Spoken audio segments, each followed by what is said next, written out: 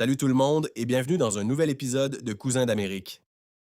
Je suis Marc, votre guide dans le labyrinthe parfois absurde de l'immigration canadienne. Et avec moi, comme toujours, notre Français préféré qui essaie de survivre à tout ça, Pierre. Salut Marc.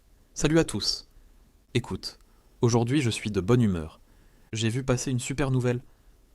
Le gouvernement du Québec relance le PEQ, le programme de l'expérience québécoise. C'est génial, non?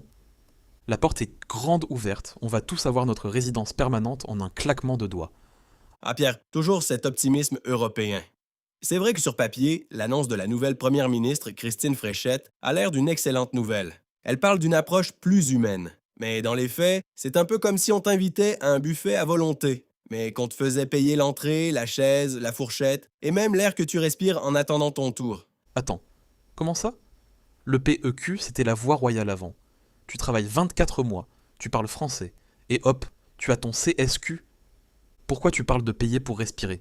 Parce que la mécanique a changé, Pierre. Le gouvernement rouvre le programme, oui, mais pour une fenêtre très stricte de 2 ans. Et surtout, il maintient un plafond d'admission très bas, environ 29 000 places par an pour l'immigration économique. Le problème, c'est qu'il y a potentiellement 125 000 dossiers qui vont se bousculer à la porte. 125 000 dossiers pour 29 000 places, mais c'est de la surréservation extrême. C'est comme vendre 125 000 billets pour un avion qui n'a que 29 000 sièges. Exactement. C'est la métaphore parfaite. Le gouvernement élargit l'admissibilité. Tout le monde a le droit de prendre un ticket, mais il restreint l'admission. Résultat, un goulot d'étranglement massif. Et c'est là que la facture devient salée, très salée. Ok, fais-moi peur. On parle de combien? Commençons par la base. Le système est partagé entre le Québec et le fédéral. Tu dois payer 2 fois. D'abord au Québec pour le certificat de sélection, puis au fédéral pour la résidence permanente et la biométrie. Pour une famille moyenne, juste en frais de formulaire, on dépasse allègrement les 2500 $. Et ça, c'est sans compter les avocats, les tests de français payants et les traductions certifiées. Bon, 2 500 $, c'est un investissement. Mais si c'est pour avoir la résidence, ça vaut le coup, non? Oui, si le parcours est fluide, mais avec 125 000 dossiers dans le système, les délais vont exploser.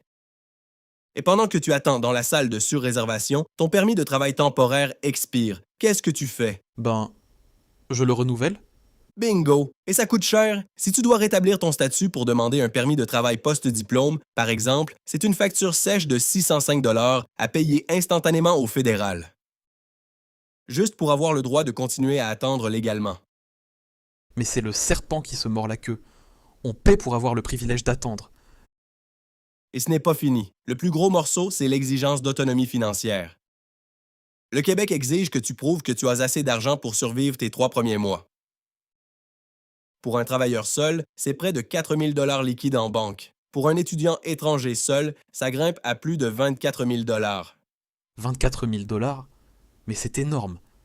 Et avec l'inflation, le coût de la vie, les loyers qui explosent, comment on est censé garder cet argent de côté pendant des années d'attente? C'est tout le paradoxe, Pierre. Cette règle était censée être un filet de sécurité pour protéger les nouveaux arrivants. Mais avec les délais qui s'allongent, les candidats sont forcés de puiser dans ces économies pour survivre, payer leur loyer et renouveler leur permis. La mécanique de protection est devenue un piège. Mais c'est injuste. On demande aux gens d'avancer des fonds massifs, de maintenir des liquidités sans aucune garantie de succès. Si le plafond de 45 000 admissions globales est atteint, l'argent est perdu. C'est exactement ça. Et ça soulève une question fondamentale pour l'avenir de notre système d'immigration. Face à cette course d'obstacles bureaucratiques et financières, est-ce que le véritable critère de sélection, ce n'est plus le talent, la compétence ou le français, mais simplement la capacité financière à supporter l'attente? Le fardeau financier comme quota invisible, c'est glaçant. En gros, le message c'est bienvenue au Québec, mais seulement si vous avez les poches très profondes pour patienter. C'est le prix de l'attente, mon cher Pierre. Une réalité brutale derrière les belles annonces politiques. Alors, pour tous ceux qui nous écoutent et qui se lancent dans cette aventure du nouveau PEQ, préparez vos dossiers avec une précision chirurgicale, car la moindre erreur vous renverra à la fin de la file. Et surtout, préparez votre portefeuille. Message reçu, Marc. Je vais de ce pas vérifier la date d'expiration de mon permis et mon compte en banque. Merci pour l'heure juste. Ça fait plaisir, mon chum. Merci à tous de nous avoir écoutés. Gardez l'œil ouvert, restez informés et on se retrouve très vite pour un nouvel épisode de Cousins d'Amérique.